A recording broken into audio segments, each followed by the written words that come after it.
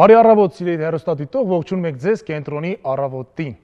Լույս բարի սիրելի հեռուստադիտողներ, օրը երկուշաբթի է եւ այո, մենք եթերում ենք առաջիկա 2 ժամերի ընթացքում փորձելու ենք ամեն ինչ անել, որ անընդհատ ծանր երկուշաբթի ասվածը հնարավորինս լինի ձեզ համար թեթև, տեղեկացված, ջերմ եւ իհարկե հետաքրքիր հյուրերով, այնինչ կատարվում է մեր մայրաքաղաքում, տալիս է հնարավորություն, որպեսզի դուք աշխատանքից հետո կարողանաք վայելել նաեւ մշակութային կյանքը, որը չափազանց ակտիվ է։ Այո, հատկապես այս շրջանում, որ շատ ակտիվ է, երեք մեր թատրոնի միջազգային օրն էր, եւ մենք մեծ շուկով նշեցինք, տոնեցինք, բազում շնորհավորանքներ, մեկս մյուսին, մասնագիտական տոնի արդիվ, ես ի դեպ քեզ շնորհավորում եմ։ Շնորհակալ եմ քեզ նույնպես։ Շնորհակալ եմ շատ եւ մաղթենք բոլոր թատերական գործիչներին, բոլոր նվիրյալներին, բոլոր այն նրանց, ովքեր իրենց նվիրումով մեծ աշխատանքներ են տանում թատրոնում եւ ամեն ինչ անում է, որ թատրոնը զարգանա, թատրոնը ունենա վերելք եւ հատկապես ներկայանանք միջազգային հարթակներում, միջազգային փառատոներում։ Այո, հատկապես որ մենք ներկայանալիս միշտ պատվով ենք ներկայանում եւ լուրջ հաղթանակներ ունենք։ Ես պիտի ասեմ, որ շատ գեղեցիկ էր ինչ որ տեղի ունեցավ Արտավազդ մրցանակաբաշխությանը, որովհետեւ առհասարակ գոնե տարին մեկ անգամ նման էսթետիկ երեկո պետք է վայելել ու տրամադրել մշակույթի գործիչներին։ Ես ուզում եմ եւս մեկ անգամ շնորհավորել բոլոր մրցանակակիրներին, թող որ այս մրցանակները լինեն ձեզ համար ել ավելի պատասխանատու, ել ավելի կարևոր գործեր անելու, որովհետև ես կարծում եմ մրցանակը ոչ թե նրա համար է, որ պետք է համարել դե ես ամենակարևորն արել եմ եւ անցնել առաջ, այլ նրա համար է հատկապես, որը քեզ ստիպում է ել ավելի պատասխանատու լինել եւ ել ավելի մեծ գործեր անել, որպեսզի նորից ու նորից արժանանալ նման մրցանակի, ինչու՞ չէ ավելի միջազգային մրցանակների։ Եվ թույլ տուր նաև ավելացնեմ, ասեմ, շնորհավորենք նաև նրանց, ովքեր չեն ստացի, եւ ինչպես երեկոյի ժամանակ մրցանակը հանձնելուց ասաց պարոն Բաբայանը, Ռուբեն Բաբայանը, իսկապես նաև պետք է շնորհավորել նրանց, ովքեր չեն ստանում մրցանակ, ովքեր մասնակցում են։ Դա չի նշանակում, որ իրենք այսպես ասած պակաս տաղանդավոր են կամ պակաս աշխատանք են տարել տարվա ընթացքում, տարվա կտրվածքում։ Թեկուզ հենց մենակ նրա համար, որ նրանք հայտնվում են նոմինացիայում, այսինքն նոմինացվում են, պետք է նրանց շնորհավորել եւ ասել շարունակեք աշխատել, շարունակեք ստեղծագործել եւ շարունակենք զարգացնել մեր թատրոնը։ Անշուշտ, ես ուզում եի ասել պատկերացնում ես, եթե քանի որ երեք նաեւ Օսկար մրցանակաբաշխություններ միայն հենց որ Օսկարում նոմինացված լիներ, այդ արդեն մեծ հաղթանակ էր։ Իհարկե, դահլիճում նստես պատկերացնում։ Այնպես որ, այո, լինել նոմինացված էլի մեծ հաղթանակ է, բայց ես կարծում եմ, որ ամեն տարի ինչ որ ձևաչափով ընտրվում է ինչ որ մեկը եւ ես վստահ եմ, որ բոլորի հերթն էլ կգա եւ բոլորի աշխատանքը մի օր կգնահատվի հաստատ։ Ես ասեմ, որ մենք Օսկար մրցանակաբաշխության հաղթողներին, անվանակարգերին դեռ կանդրադառնանք։ Ինչու այսօր չենք անդրադառնում, որովհետև երեք էլ էր մեզ համար տոն, մենք էլ էինք մրցանակաբաշխության եւ ժամանակ չկար անդրադառնալու Օսկարին։ Դե հիմա մենք իրանց ժամանակը չունենք։ Օսկար, հələ ասեք Արտավազդ։ Օսկար։ Բայց ես պիտի ասեմ, որ այսօր իմ երկուշաբթին սկսվել է էլի շատ տոնական։ Ինչու՞։ Որովհետև երկար սպասված մարտի 8-ից մինչև այսօր քննադատված Գաթան վերջապես մածունի խմորով Գաթան Վարկեզի պատրաստած իդեպ առավոտյան նկարները տեսել եմ պատրաստման, լրիվ վստահ եմ, որ ինքն է պատրաստել, իդեպ Արտավազդ մրցանակաբաշխությունից հետո չի ալարել, այդ 8 ժամին գնացել է տուն եւ ահա խոհանոցում թարմ Գաթան է եւ մեր նոր հյուրը ես ուզում եմ սիրով ներկայացնել հիմա խոհանոցի մեր այս պահի տիրոջը արդեն կադրում երևում է Համլետ Վարդանյանն է մեր հյուրը, շեֆ խոհարար, հայ խոհարարական պահպանման եւ զարգացման հասարակական կազմակերպության անդամ, որն այսօր մեզ հյուր է։ Բարի առավոտ Համլետ։ Բարի լույս ձեզ։ Ինչպե՞ս եք։ Շնորհակալություն լավ։ Դուք հավատ մեր տաղավար Համլետ ջան։ Հուսանք ձեզ դուր կգա մեր խոհանոցում։ Ես ուզում եի ձեզ հարցնել, դուք հավատում եք, որ այս Գաթան թխել է մեր Վարդգեզը։ Այո, չէ։ Այո։ Ինչպես շեֆ խոհարար անշուշտ պիտի հավատաք։ Չգիտեմ փորձել եք։ Դեռ ոչ։ Այ որ փորձեիք ու հիմա քննադատեիք, ասեիք լավն է, վատն է, ինչ լավ կլիներ, ես հիմա մենակ չէի լինի։ Այ արի դու թույլ տուր ես գնամ թեյ լցնեմ, քեզ թեյ բերեմ եւ Գաթան կբերեմ եւ Գաթան։ Ես այսօր շատ ինչ որ տենց։ Այո, թույլ տուր այսօր այդպեսին լինի մեր օրը։ Երկու տղամարդ խոհանոցում, մեկը թեյ հյուրասիրում, մյուսը հետաքրքիր աղցան է պատրաստելու։ Համլետ, ես կուզեմ ներկայացնես ինչ ես այսօր պատրաստելու եւ ինչ բաղադրատոմս է պետք դրա համար։ Այսօր պատրաստելու ենք գարնանային գեղեցիկ գույներով լիառատ աղցան, շատ թեթև, համեղ ու առողջարար աղցան ենք իրենից ներկայացնում։ Օգտագործելու ենք չերի լոլիկ, բուլղարական պղպեղներ, բազիլիկ, ռուկոլա ու ֆետա պանիր։ Իսկ մեր հեռուստադիտողները, ովքեր որ պասային շրջանում են, խորհուրդ կտամ ֆետա պանիրի փոխարեն օգտագործել տոֆու տեսակի կաթնաշոռային պանիրը, որը համարվում է պասային։ Ընթացքում կբացատրեմ։ Այ քանի որ մենք պասային շրջանում ենք եւ շատերը հետեւողական պահում են պասը, ասացեք խնդրեմ, իհարկե մենք հետո առիթ կունենանք թերևս նաեւ ներկայացնելու խոհանոցում այդ բաղադրատոմսերը, բայց ինչ կառաջարկեք դուք որպես խոհարար արագ հեշտ ճարվող, այսպես ասած, բաղադրիչներից ինչ ուտեստներ կառաջարկեիք։ Քանի որ գարնանային շրջան է, ցանկալի կլիներ ինչքան հնարավոր է բուսական հիմունքներով բանջարեղենային, այսինքն սպանախ, սիբեղ, կանաչիներից բաղկացած բաղադրատոմսեր, որոնք իրենք պատրաստման եղանակը շատ հեշտ է, առողջարար է ու շատ հարմար է պասային շրջանում այն օգտագործել։ Համլետ, քանի որ մենք նշեցինք, որ դուք հայ խոհարարական պահպանման եւ զարգացման, հասարակական կազմակերպության անդամ եք, ասացեք խնդրեմ, ինչ է անում այդ կազմակերպությունը հստակ հայկական խոհանոցը պահպանելու համար։ Հայկական խոհանոցը պահպանելու համար նախ առաջնահերթ մենք վերածնունդ ենք տալիս հին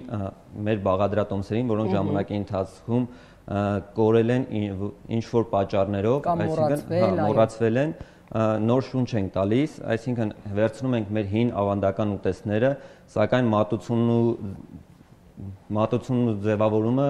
արդիական ձևով ենք անում, բայց հիմքը, պատրաստման եղանակը մնում է նույնը, այն ինչ որ մեր նախնիները, մեր պապերը օգտագործել են, արարել են, ստեղծել են ու շատ գեղեցիկ համային փնջեր են ստացել։ Այսինքն ինձ հետաքրքիր է ոչ մի, այսպես ասած, ավելորդ համեմունք կամ ինչ-որ ավելորդ դետալ չի ավելացվում։ Աշխատում ենք չավելացնել, պահպանել, զուտ տեսքի առումով է փոփոխությունը լինում, այսինքն մատուցման վրա ենք աշխատում, արդիական, եվրոպական, քանի որ հասարակությունը դեպի նոր մատուցման ձևերին է նախընտրությունը տալիս։ Այո, դա այս հետ ուտելը միշտ գրավիչ է։ Բայց քանի որ դուք ես գիտեմ, որ տարբեր ռեստորանների համար բնականաբար անում եք մենյուներ, ըստ ձեզ այսօր հանրությունը որքանով է հետաքրքրված հայկական խոհանոցով եւ արդյոք ինքը նախընտրում է հայկական ուտեստներ, թե եվրոպականը գերակշռում է։ Այս ժամանակահատվածում ավելի շատ դեպի հայկականն է գնում, քանի որ պահանջարկը մեծանում է ու մեր խոհարարները, մասնագետները արդիական ձևով մատուցում են տալիս, մեր հաճախորդների մեծամասնությունը ներկապայից ցանկություն է հայտնում դեպի հայկականը, այսինքն այն եվրոպական ասվածը, որը մի ժամանակ թրենդի մեջ էր, այսպես ասած, մարդիկ ցանկություն ունեն, դրանից հոգնեցին։ Մեր ավանդականը, մենք սովոր ենք մեր ավանդականին ու անընդհատ ցանկալի է, որ մենք մերն ենք ցույց տալիս։ Արմատներն իրեն, գեներն իրեն ասում են։ Այ հետաքրքիր է, օրինակ մենք անընդհատ խոսում ենք շերտավոր խմորով գաթայի մասին եւ վարդգեզի հռչակավոր մածունով գաթայի մասին։ Սա որ տարածաշրջանին է ավելի բնորոշ մածունով խմորով գաթան, թե այդպիսի բան չկա։ Այսպես ասեմ, կարելի ասել ամբողջ Հայաստանով մեկ ինքը հայտնի է, պատրաստումը թե Վայոց ձորի մարզում, թե Արմավիրի մարզում, թե Արագածոտնի մարզում ճանաչում ունի, զուտ պատրաստման ընթացքի ձևի տեսքի հետ է կապված խնդիրը, ընդհանուր բաղադրությունը բոլորի մոտ գրեթե նույնն է, պատրաստման եղանակը գրեթե նույնն է, զուտ ձևի ու տեսքի հետ է կապված խնդիրը, հա։ Բայց ես այսպես որ նայում եմ մեր խմորեղենները, փախլավա, գաթա, էլ ինչ ունենք հայկական, իրենք երկարակյաց են մի տեսակ, այսինքն կարելի է պատրաստել եւ շատ երկար ժամանակ պահել։ Շատ կարևոր բան է։ Սա ինչով է պայմանավորված եղել, որովհետեւ պարզապես ինչը չենք ունեցել, անդադ փորձել ենք խնայել, ի՞նչն է պատճառը։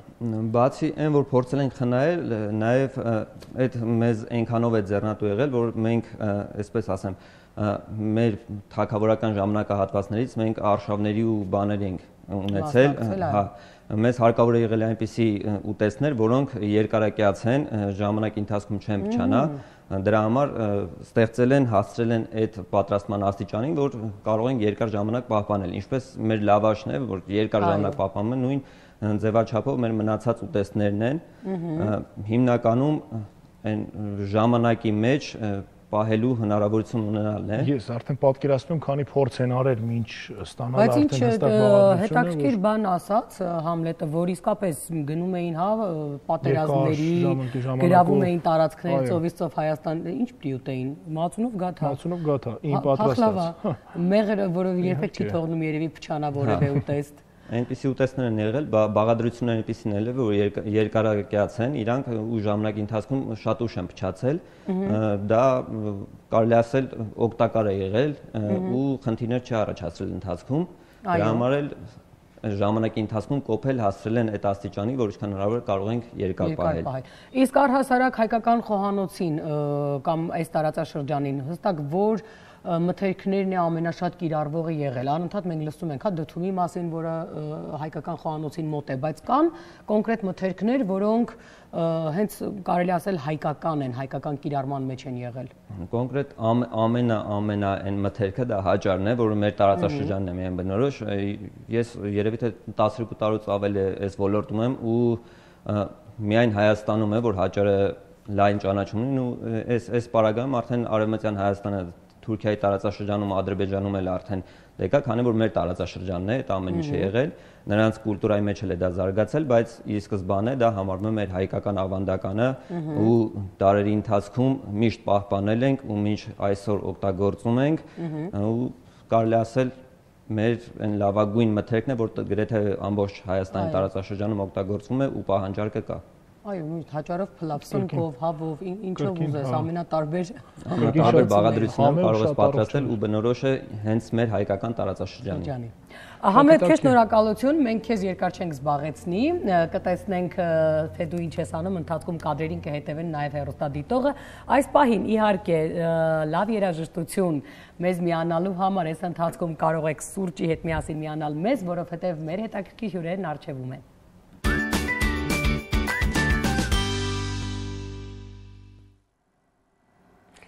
Մեր հյուրերն արդեն տաղավարում են, բայց գիտես, այս տեսահոլովակը նայում էի ու մի տեսակ հիշեցի մեր զինվորներին էլի։ Անպայման ուզում եմ, չգիտեմ, իրենք վաղ առավոտից դժվար ժամանակ ունենան հեռուստացույց նայելու, բայց եթե հետևեն մեզ, ուզում եմ նրանց բոլորին ողջունել, ասել, որ մենք հպարտ ենք ձեզնով, որ մենք հանգիստ ենք ձեզնով, որ մենք ձեզ շատ սիրում ենք, որ մենք, այո, շատ շնորհակալ ենք, որ դուք հիմա ամեն ինչ անում եք ձեր կյանքի գնով, որպեսզի ապահովեք մեր խաղաղությունը։ Պատիվ բոլորին, այո, տա Աստված, որ յուրաքանչյուր երկրի զինվոր լինի ձեզ համար, ձեզ նման քաջ, ձեզ նման խիզախ ու ձեզ նման ամուր։ Անկոտրուն, այո, պինդ եղեք, ձեզ խաղաղ ծառայություն ենք մաղթում բոլորիդ, եթե հնարավոր է կարող եք փոխանցել, հարազատներին ենք այս պարգայում դիմում, եթե մայրիկներն են նայում մեզ զինվորներին, ջեր ողջույններ այո, թող ձեր այդ ամուր սիրուն ու քաջ զավակները գան հասնեն տուն, դուք էլ հպարտանաք նրանցով ամեն օր։ Այո։ Մենք ունենք հյուրեր։ Ներկայացնենք մեր հյուրերին։ Այո։ Հայաստանի պետական կամերային նվագախմբի տնօրեն Ֆելիքս Բաբուրյան, ողջույն։ Բարի առավոտ։ Մենակատար թավջութակահար Ֆելիքս Հարությունյան, Ավստրիա։ Ողջույն։ Ողջույն։ Բարի գալուստ մեր տաղավար։ Մենակ թե ջութակահար։ Ջութակահար։ Ջութակահար։ Ներողություն, ջութակահար։ Բարի առավոտ։ Բարի լույս։ Դու թավջութակ ես։ Սիրում եմ թավջութակը, ինչ խոսք։ Ես իմիջիայլոց ասեմ, որ ուսանող տարիներին թավջութակ եմ խաղացել։ Հաստես նվագել ես։ Չէ, ես թավջութակն էի։ Հաջորդ շատ ծիծաղել եմ, բայց լինում է։ Ինչպես եք։ Շատ լավ, ներսի շատ հրավիրելու համար։ Շնորհակալ ենք, որ ներկա եք վաղ առավոտից մեզ հյուր եք։ Ես ի դեպ գովազդի ընթացքում հարցնում եի երաժշտության ընթացքում մեր հյուրին, ինչու է Ավստրիա բառը իր հետ ինչ կապ ունի, պարզվեց, որ մեր հյուրը ապրում է Ավստրիայում։ Երկար ժամանակ է, որ այնտեղ եք ապրում։ 2015 թվականից ուսման նպատակով եմ մեկնել ու մինչև հիմա էլ սովորում եմ։ Դեռ սովորում եք։ Դեռ ինչքան կա սովորելու։ Դե ինչքան սովորես կսովորվի էլի ինքը այնց։ Բայց կան նպատակներ չկա հետ վերադառնալու Հայաստան։ Կա, բայց ես չէ ուզենա ուսման process-ը կիսած թողել էլի։ Ես քան եթե հնարավորությունը կա, ուզում եմ օգտագործեմ։ Որտեղ եք սովորում։ Ես 6 տարի Գրաց քաղաքում եմ սովորել, անցյալ տարվանից Վիեննայում արդեն։ Վիեննա։ Հետաքրքիր է ինչ է նախատեսվում այստեղ ձեր մասնակցությամբ, թերևս մեր հյուրը գուցե ասի, հա, ինչ է սպասվում, ես գիտեմ, որ ամսի 29-ին սիրուն միջոցառում կա։ Այո, վաղը կամերային երաժշտության տանը Ֆելիքս Հարությունյանը կնվագի Astor Piazzolla-ի Buenos Aires-ի տարվա եղանակները եւ մի փոքր պետք է ուղում մտցնեմ, որովհետեւ նախապես պլանավորած էր նվագել Շոստակովիչի դաշնամուրի կոնցերտը եւ պետք է ունենայինք եւս մեկ մենակատար Ուկրաինայից եւ բայց հանգամանքների բերումով այո նա հրաժարվեց մասնակցելուց եւ կարծում իր պարագայում դա ճիշտ էր, որովհետեւ դա կլներ նրա Ինչ ազգի էր Ուկրաինացի եւ պետքա նվագեր Շոստակովիչ, կարծում դա կլներ նրա վերջին ելույթը։ Դրա համար նա հրաժարվեց, բայց բարեբախտաբար ունենք Ֆելիքսի նման տաղանդավոր երաժիշտ, ով կարելի ասել այս պարագայում մեզ փրկեց եւ անպատրաստից այսպես այո, անպատրաստից առաջարկեց, որ կարող ենք երկրորդ բաժնում նվագել նաեւ Անտոնիո Վիվալդիի տարվա եղանակները եւ ստացվեց շատ գեղեցիկ հետաքրքիր, կարծում եմ, ել ավելի գեղեցիկ, քան նախատեսված էր եւ կստացվի Astor Piazzolla-ի Buenos Aires-ի տարվա եղանակները եւ Վիվալդիի տարվա եղանակները։ Երկու հրաշալի ստեղծագործություն, երկուսն փառահեղ աշխատանքներ են, որ անպայման պետք չէ բաց թողել սիրելի հեռուստադիտող, եթե ժամանակ գտնեք գնալ, դուք հաստատ չեք փոշմանի, որովհետեւ ես պատկերացնում եմ արդեն ինչ հրաշալի համերգ եմ սպասվելու վաղը։ Մենք նույնիսկ մտածում էինք անվանել այս համերգը տարվա 8 եղանակները։ Ահա։ Որն է։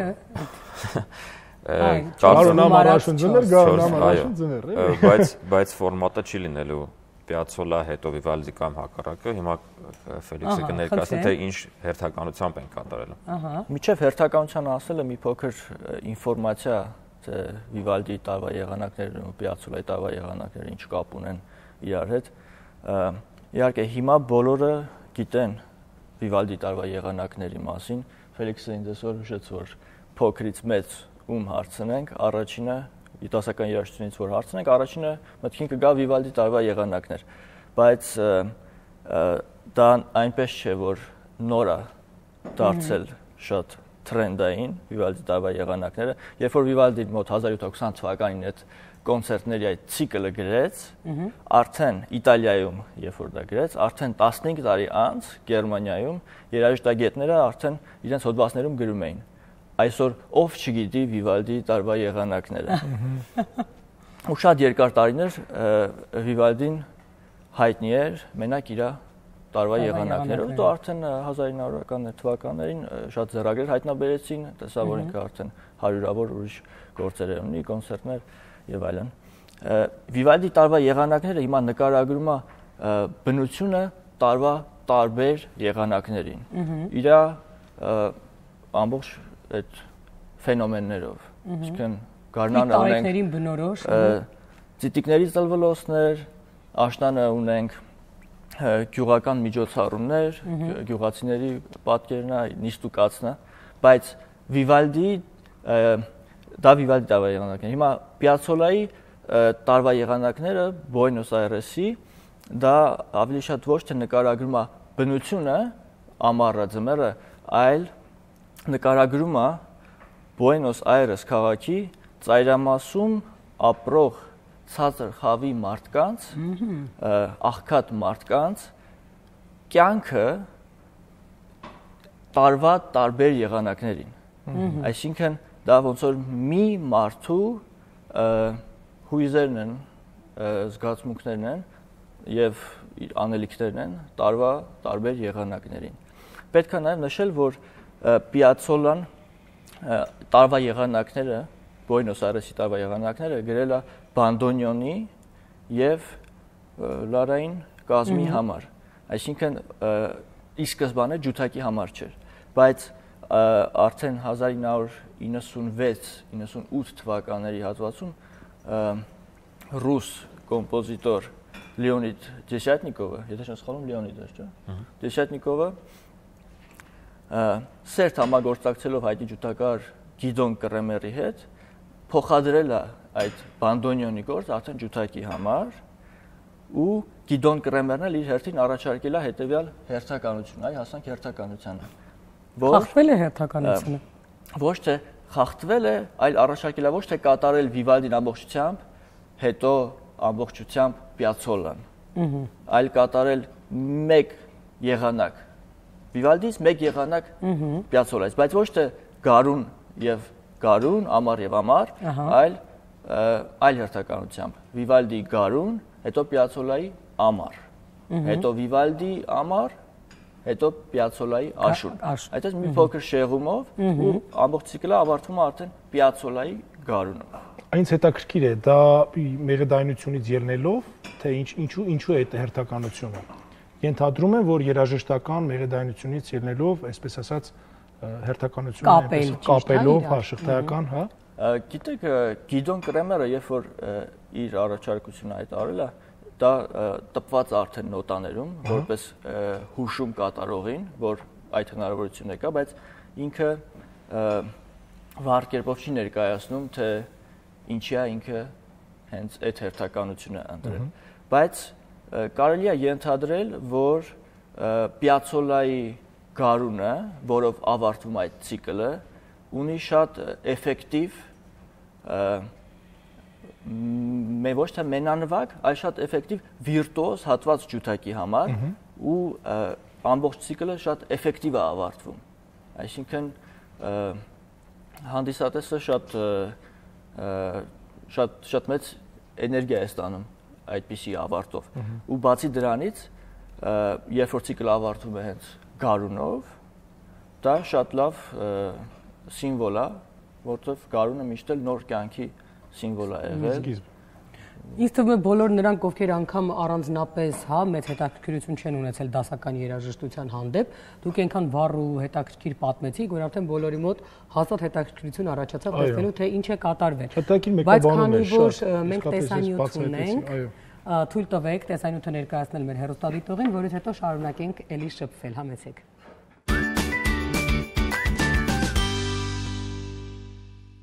Մեր հյուրի կատարման, բայց պիտի խնդրեմ ներկայացնեք ինչ ստեղծագործություններ հնչում։ Քիչ առաջ դուք լսեցիք բարոկո շրջանի թերևս ամենահայտնի կոմպոզիտորի Յոհան Սեբաստիան Բախի սոլ մինոր սոնատից վերջին մասը, պրեստո անվամբ։ Ֆելիքս, դուք ասացիք, որ սովորում եք Ավստրիայում։ Հետաքրքիր է,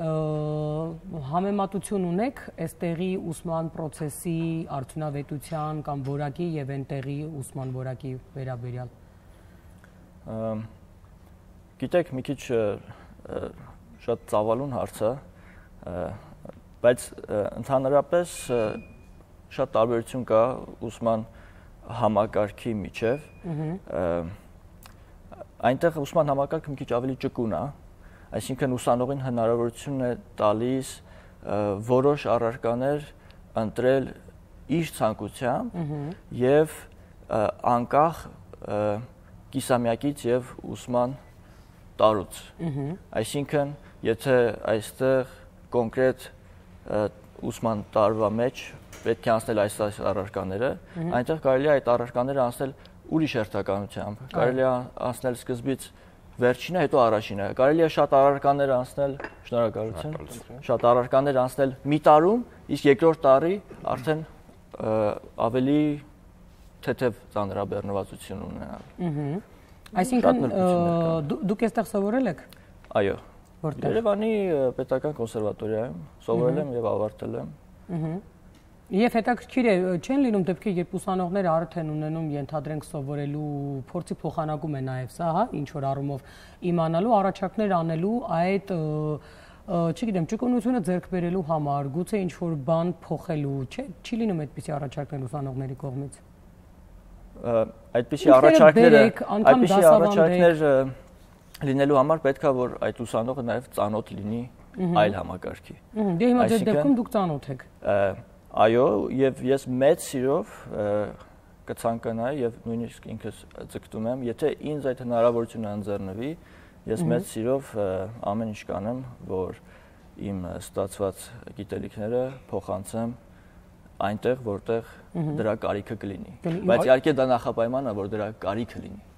Ինձ հետաքրքիր։ Ես կարծում եմ կա։ Ինչ կա Ավստրիայում, որ մեզ մոտ չկա, մեր ուսման պրոցեսի մեջ, թե երկրում։ Չէ, պրոցեսի մեջ։ Նկատի ունեմ կոնսերվատորիան ավարտել է, գիտեք այնտեղ ինչ կար, եւ հիմա դուք Ավստրիայում եք եւ գիտեք այնտեղ ինչ կա։ Էլի դա շատ ծավալու թեմա է, որովհետեւ ինքը բաղկացած է շատ փոքր մանր դետալներից։ Բայց եթե փորձենք ամփոփենք, կարելի է ասել, որ Ավստրիայում ուսանողները դիտարկվում են որպես ավելի անհատներ ու ունեն ավելի ինդիվիդուալ մոտեցում ու ինչու՞ չէ ունեն մի քիչ ավելի շատ հարգանք, ասենց ասած։ Նպատակներ կան մնալու, թե միևնույն է ուսումն ավարտելուց հետո նորից կգաք հայրենիք։ Գիտեք, ես չեմ ուզում կոնկրետ ասել, որ կամ սա։ Երաժշտությունը այնպեսի ունիվերսալ լեզու է, որ նրա կարիքը կա եւ այստեղ, եւ այնտեղ։ Ես կասեի ոչ թե կամ, այլ եւ։ Ոնց որ հիմա դուք տեսնում եք, չէ՞, որ ես հիմա եմ, չէ՞, համագործակցում։ Փառատոնների մասնակցություն կա, լինում են։ Իհարկե լինում են, բայց պետք է հաշվի առնել, որ վերջի 2 տարիների ընթացքում կորոնավիրուսի պատճառով շատ մեծ վնաս է հասցվել ամբողջ այդ թվում նաև ամբողջ երաժշտական գործունեությանը ու դրա պատճառով շատ պլաններ փոփոխվել, չեղարկվել են։ Դրա համար հիմա կամաց վերականգնվում է, բայց հուսանք տեսնենք ոնց կլինի։ Այսինքն փառատոներ այնուամենայնիվ դուք ձեր մասնակցությունը այնպես չի, որ բացառում եք։ Իհարկե չեմ բացառում։ Ես մեծ սիրով ցանկացած առաջարկների համար հիմա արդեն բացվում է աշխարհը, գիտեք, երաժշտարվեստի համար։ Ես կարծում եմ, գիտեք, արվեստի համար բաց եղել է, արդեն բավական երկար ժամանակ կարող եմ ասել, մոտավորապես 10 տարի է, ես անընդհատ առիթ եմ ունենում այս հաղորդման շրջանակներում տեսնելու շատ տաղանդավոր երիտասարդների, ովքեր ունեն միջազգային մրցանակներ ռեժիսուրայի ձևաչափով, դերասանական, երաժշտության, ինչու՞ չէ։ Ես անգամ հիշում եմ, որ էլի մի հայտնի շատ գեղեցիկ հայուհի դաշնակահարուհի, ով սովորում էր դրսում, ինձ մոտ հյուր եկավ, որովհետև առաջին մրցանակ էր ստացել միջազգային, չնայած որ ինքը տեղափոխվեց հետո երկրից, դրա համար էի ես հարցնում մտքեր կան այնտեղ մնալու, որովհետև լայն հարթակ է բացվում երիտասարդ ստեղծագործողի համար եւ իհարկե չկա այդպիսի երիտասարդ, որ հրաժարվի այդպիսի հնարավորությունից։ Եվ ես մի անգամ գրեցի, աղջկան ուզում էի հրավիրել, պարզվեց ինքն այլևս Հայաստանում չի բնակվում, շատ տաղանդավոր մի դաշնակարուհի։ Դռները վաղուց բաց են, իհարկե, մնում է մեր համարձակությունը երիտասարդների, որքանով ակտիվ կլինեն գնալու, ներկայացնելու եւ դե ցավոք երբեմն մնալու, բայց ինչու ոչ։ Բայց ես ասեմ, որ կամերային նվագախումբը բազում առիթներ ունեցել է, քանի որ շատ առիթներ ունեցել ենք համագործակցելու, ասեմ, որ իդեմս Ֆելիքսի բազում առիթներ են եղել երիտասարդների ներգրավելու ծրագրերին։ Այս կուզեմ խոսենք մի քիչ ձեր ծրագրերի մասին, նվագախմբի ծրագրերի մասին եւ ինչ է սպասվում գալիքում, ինչ հետաքրքիր համերգներ ունենք եւ արդյոք ունենանք էլի համագործակցություն Ֆելիքսի հետ, այսօր Ֆելիքսներով ենք, էլի, Ֆելիքսներով։ Հիշենք վերջում երազանք պահենք ձեր մեջտեղը։ Մենք տեղ կտանք։ Հերթով փորձեմ պատասխանել, ինչ վերաբերում է երիտասարդների մասնակցությանը մեր համերգներին, մենք ունենք մի գեղեցիկ ծրագիր, որ կոչվում է Ճանապարհ տաղանդներին, եւ այդ ծրագրում մենք ներառում ենք երիտասարդ երաժիշտների, աշակերտների, հիմնականում երաժշտական դպրոցներից ընտրվում են լավագույնները, այդ ընտրությունը կատարվում բնականաբար երաժշտական դպրոցների տնօրենների, դասատուների հետ միասին, եւ մենք հնարավորություն ենք տալիս այդ երեխաներին հանդես գալ պրոֆեսիոնալ նվագախմբի հետ, եւ որպես կանոն այդ մասնակցությունները լինում են որևիցե մի կարևոր մրցույթի կամ փառատոնից առաջ, որ պետք է մեկնեն արտերկիր եւ մասնակցեն, մի այսպես ասած տուգատես է լինում եւ փորձառություն է երեխաների համար նվագել նվագախմբի հետ, մասնակցել համերգի ընթացքում եւ պատրաստվել հաջորդ մրցույթների կամ փառատոններին։ Մեր հետագա պլանների մասին կարող եմ ասել, որ մեր հաջորդ համերգը կլինի ապրիլի 15-ին, ավագ ուրբաթ օրը, Հարության տոնից ընդառաջ Քրիստոսի խաչելության օրը մենք նվագախմբի եւ Հայաստանի պետական կամերային երգչախմբի հետ ներկայացնելու ենք մի շատ գեղեցիկ համերգ, շատ թեմատիկ, նվագելու ենք Պերգոլեզի Ստաբատ մատերը, որ թարգմանաբար նշանակում է սքացող մայրը, եւ շատ համահունչ է այդ օրվան, նաեւ այդ ծրագրում ներառված է Տիգրան Մանսուրյանի, Դավիթ Հալաջյանի, Տավեների եւ Սամվել Բարբերի ստեղծագործությունները, կարծում եմ, որ շատ գեղեցիկ համերգ է սպասվում։ Շատ գեղեցիկ ծրագիր է լինելու, այնուհետև ունենք մայիսի 6-ին Հմայակ Դուրգարյանի 80-ամյակին նվիրված համերգ, ինքն էլ լինելու է դիրիժորը։ Այո։ եւ մայիսի 7-ին նույն համերգը կրկնելու ենք Գյումրիում, այնուհետեւ մեկնելու ենք հյուրախաղերի Ռուսաստանի Դաշնություն։ Հրաշալի է։ Շատ լավ պլաններ ունեք, շատ հետաքրքիր։ Իսկ Ֆելիքս Հարությունյանի հետ առաջի համագործակցությունը չի եւ վստահ եմ, որ հաջորդիվ նաեւ ելի հնարավորություններ կլինեն, որովհետեւ նման տաղանդավոր երաժշտին մեզ մոտ հրավիրելը մեծ պատիվ է եւ կարծում եմ, որ բոլոր համերգները նրա մասնակցությամբ հաջողված են լինելու։ Հրաշալի։ Ես ուզում եմ, քանի որ ես արդեն առիթ ունեցա դադարի ընթացքում իմանալու, որ բոլոր տոմսերը արդեն սպառված են, նրանք ովքեր մի քանի տոմս դեռ կա։ Ես կարծում եմ այդ մի քանիսներ հիմա արդեն կսպառվի, բայց փաստորեն գրեթե ամբողջ դահլիճը վաճառված է եւ ես վստահ եմ, որ շատ գեղեցիկ համերգ է սպասվում բոլոր ներկաների համար։ Ես ուզում եմ շնորհակալություն հայտնել, որ եկաք մեզ հյուր ներկայացնելու այս համերգի մասին, լուսաբանելու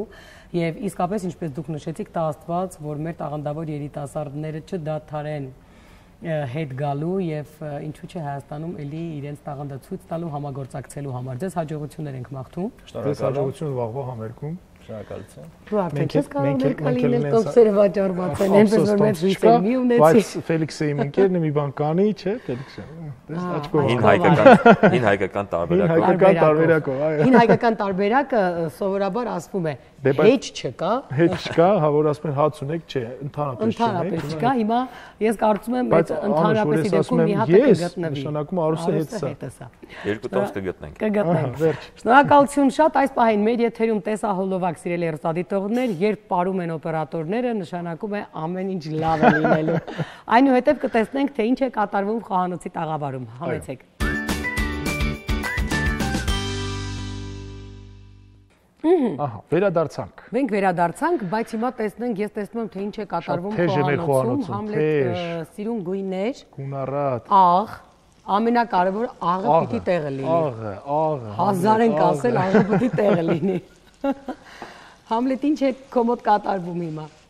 Մենք արդեն վերջնական փուլին ենք մոտենում աղցանի պատրաստման։ Ահա։ Համերն ենք։ Ես տեսնում եմ, որ դու այդտեղ ինչ-որ բաներ ճզմում։ Հա, հավանգով բազիլիկ տեսակի կանաչին է ճզմում։ Ինչով։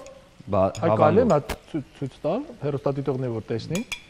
Այս հավանգն է, որի մեջ ճզմում էի բազիլիկ տեսակի կանաչին, որպեսզի հյութը ստանա, համը ավելի արտահայտիչ լիներ,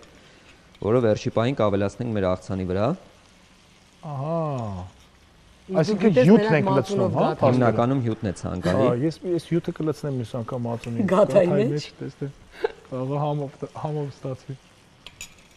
Հաջորդիվ ինչ է լինելու։ Հաջորդիվ արդեն մի հատ ընդհանուր համերը խառնում ենք ու որից հետո կանցնենք ձևավորմանն ու մատուցմանը։ Այնց հետաքրքիր է, մենք ինչքան պետք է, այսպես ասած, շոկի խաշենք, հա, տապակենք։ Մոտավորապես 10 րոպե, իտալացիները ասած al dente կարգավիճակին հասնելու համար։ Al dente, դա շատ կարևոր է։ Կիսայեփ վիճակում։ Չնայած Այ իրենք ասում եմ, չէ, իրենց մակարոնները կիսայեփ են անում, դրա համար չեն գիրանում։ Ճիշտ չեմ։ Այո։ Al dente են անում, էլի։ Այո, իսկ մենք այնքան ենք խաշում, մինչև դառնում է սենց։ Լղկում է։ Մենք էլ պիտի al dente անենք, սիրելի հերոստատիտող։ Եվ ռուկոլա ենք օգտագործելու կանաչին։ Կեսը թափեց կանաչին։ Հա, բայց տեսա ռասիկ չէ, կոնման արեց, բայց այ բալաջան, կանաչու կեսը թափեցի։ հա, բայց դու էլ ես տենց անում, տեսա, կոնման արեց։ Այսինքն հասկացա դու որ շեֆ խոհարարության հետ կապ ունես, տենց տանը կապ ունեմ։ Հասկացա, ռասիկ Բայց չէ։ ոչ պրոֆեսիոնալ, ասում է, արի ամեն մարդ թող իր գործով զբաղվի։ Տես ինչքան գեղեցիկ է հիմա արդեն հերոստատիտողը կտեսնի։ Ինչ գույներ, ինչ ճաշակ, ինչ տապակում ենք ձեթով, չէ, Համլետ։ Այո, հուսայողով տապակում ենք։ Համեմունքներից օգտագործում ենք աղ, սև, պղպեղ, շատ համեմունքներ չենք ավելացնում, որ ընդհանուր համային փունջը ավելի արտահայտիչ լինի, ստանանք մեր հիմնական ինգրեդիենտների համերը, այսինքն չերի, բուլղարական պղպեղի ու ֆետա պանրի։ Իսկ մենք տենց թեթև կծվություն բան կունենանք, թե տենց չէ։ Այս պարագայում չէ, ցանկության դեպքում կարող ենք ավելացնել։ Չի խանգարի։ Նկատի ունեմ մի փոքր, ասենք, կանաչ պղպեղ ավելացնենք։ Հայկական ավանդույթների համաձայն պիտի կամ կծու լինի, կամ թթու լինի, կամ սենց անես, կամ էլ ասես։ Սա թեթև աղցան է, մատուցում են տաք թե սառը, Համլետ։ Ցանկալ է տաք վիճակում, քանի որ տաք վիճակում ավելի արտահայտիչ է համերը։ Իսկ դա մի բաժին է, թե սա մի բաժին է։ Մի բաժին է ինձ համար։ Ես չհասցրեցի ասեմ ինձ համար, լավ, մի բաժին Անուշի համար։ Այսօր ամեն ինչ Անուշի համար է, Համլետ ջան։ Եվ գաթան, եւ քո պատրաստած համեղ աղցանը, եւ բարձր տրամադրությունը։ Այո։ Սա էլ մեր վերջում ավելացնում ենք արդեն ֆետա պանիրը։ Եվ այդպես, հա, տենց անկանոն պետք է տենց abstract չենք կտրտում, այսինքն սենց ենք անում։ Ես իդեպ պիտի ասեմ, երբ ես սարքում եմ աղցան 1000-ով, ես տանը նախընտրում եմ դանակով չանել, որովհետև նախ երբ ձեռքով ես անում ինքը,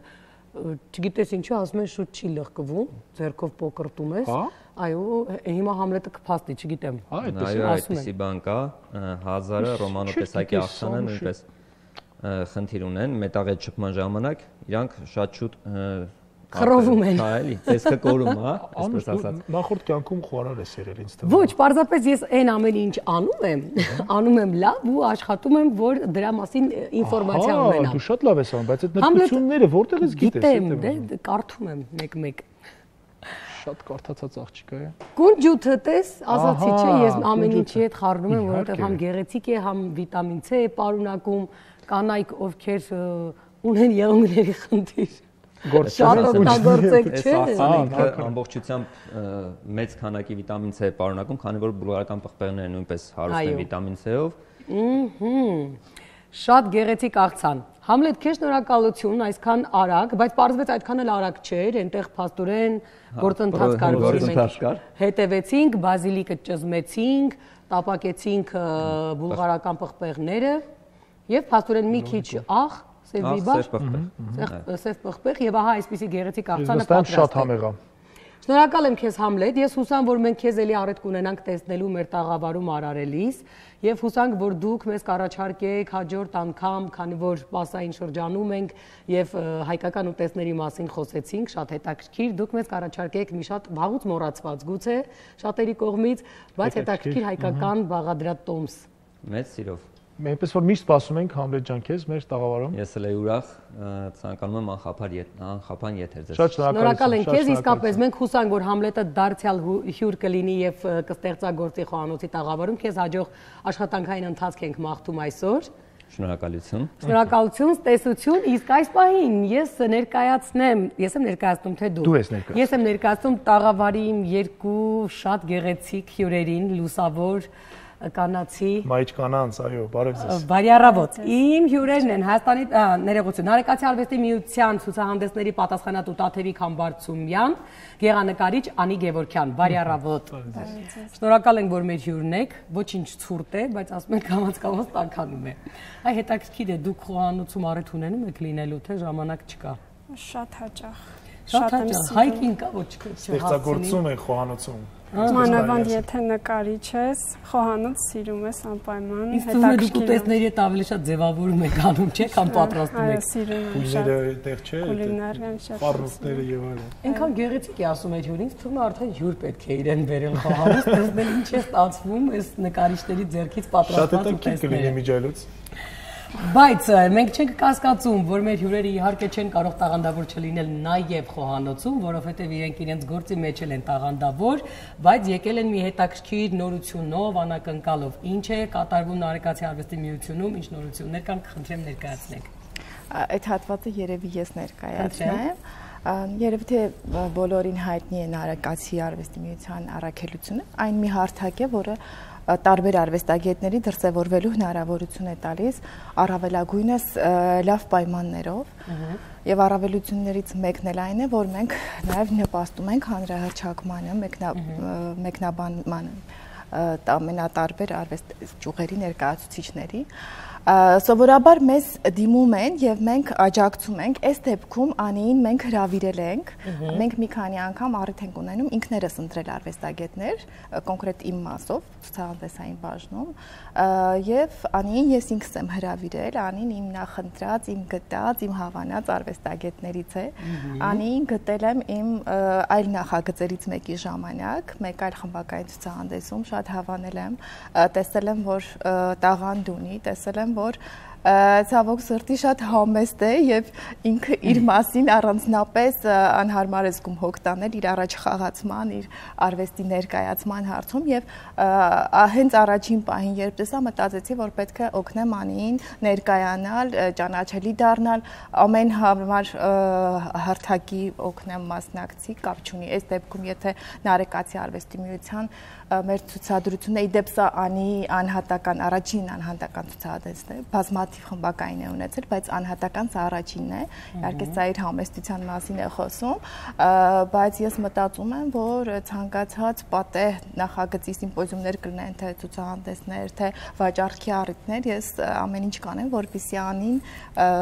ինքնավստահ լինի, ներկայանա, ճանաչելի լինի, որովհետև շատ լավ պոտենցիալ ունի, չնայած իր երիտասարդ տարիքին, մեր Անին երիտասարդ է բավականին իր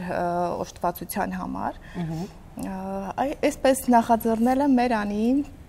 ցուցահանդեսը։ Առայժմ ցուցահանդեսը, այո, բայց միշտ հուսամ կլինեմ կողքին։ Այնպես որ այսօր նաև ուզում եմ արդից օգտվել եւ բոլոր հեռուստադիտողներին հրավիրել մեր ցուցադրությանը այսօր երեկոյան Նարեկացի արվեստում տեղի կունենա մեր Անիի առաջին անհատական ցուցադրությունը։ Խորագիր ունի ցուցահանդեսը։ Այո, ունի, այդ մասին գուցե եթե ցանկանալու համեցեք։ Ասպեկտ, այդպես եմ անվանել, այսինքն արվեստի գեղանկարչության իմ տեսանկյունը, իմ տեսանկյունից արվեստը։ Ասացեք, խնդրեմ, ամենաշատ կիրառվող գույնը ձեր նկարներում որն է։ Մի քանիսն են, մոխրագույնը, նարնջագույնը եւ թեղինը, այդ երեք գույները անպայման կան։ Հետաքրքիր է, որովհետև ես վերջերս կարդում էի համացանցում այդպիսի բաներ դե հաճախ են լինում, բայց ինձ շատ հետաքրքրեց, որովհետև սրանից շատ տարիներ առաջ ինձ այդ հարցը մի անգամ տվեցին, եւ ես չէի կարողանում հասկանալ ինչու են հարցնում։ Ինձ հարցրեցին, թե X մարդու, ճանաչված մարդու ինչ գույնի ներքո եմ ես տեսնում։ Եվ հետաքրքիր է, որ իմ տված պատասխանը մոտավորապես բնութագրում էր նաև ինձ, որպես անհատի, եւ հետաքրքիր բան տեսա համացանցում, որտեղ ասվում է, որ եթե ուզում եք միանգամից հասկանալ մարդը ինչ կարծիք ունի քո մասին, երկար բարակ հարցեր չտալու փոխարեն ընդամենը հարցրեք ինչ գույնի եք տեսնում ինձ եւ նրա վերաբերմունքը քո հանդեպ այսպես ասած պարզ կլինի։ Արդյոք դա այդպես է, թե դա ընդամենը միֆ է։ Չէ, շատ լավ հարց է իրականում։ Իր մեջ շատ նրբություններ է պարունակում։ Դե հիմա ասեք ինձ ինչ գույնի եք տեսնում։ Ասեմ կանաչի շատ նուրբ երանգ։ Իդեպ գիտեք ինչ է նշանակում կանաչը։ Դա մաքրության խորհրդանիշն է։ Ես մեղավոր չեմ, այնտեղ էր ասում։ Իրականում գույների մասին տարբեր հեղինակներ տեսություն ունեն գիտական, այդ թվում նաև շատ հայտնի աբստրակցիոնիստ Վասիլի Կանդինսկին, գույների սիմվոլիկայի մասին, փոխազդեցիկության մասին, գույների կապը երաժշտության հետ, իրականում դա գիտական լուրջ հետազոտությունների արդյունք է եւ եթե այդպես ռոմանտիկ ենթատեքստում չհնչեցնել, ապա այն իսկապես ունի գիտական հիմնավորումներ։ Անշուշտ անգամ երեխաները երբ նկարում են ու ամենաշատը թե որ գույնի մատիտն են վերցնում, շատ բան է խոսում երեխայի ոգեվիճակի մասին, այդ համատեղումներն էլ շատ կարևոր են։ Ես ինչու եմ այս հարցերը ձեզ տալիս։ Իհարկե հիմա կադրում ենք տեսնում ենք Անիի աշխատանքներից, սրանք երևի ցուցահանդեսում տեղ գտած կլինեն, հա։ Քանի նկար է մոտավորապես ցուցահանդեսում մասնակցում։ Մոտավոր 30 նկար։ 30 նկար։ Սա քանի տարիների աշխատանք է։ Այս ուզում հարցնել, ինչ ժամկետներում եք հասցրել։ Նկարում եմ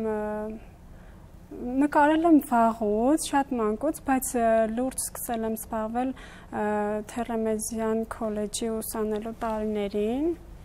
Այդ տարիներին շատ լուրջ սկսել եմ զբաղվել գիշեր, ցերեկ նկարում էի, շատ մեծ ծարավ ունեի նկարչության։ Որ ոչն է ձեզ ավելի գայթակղում։ Գիտեք,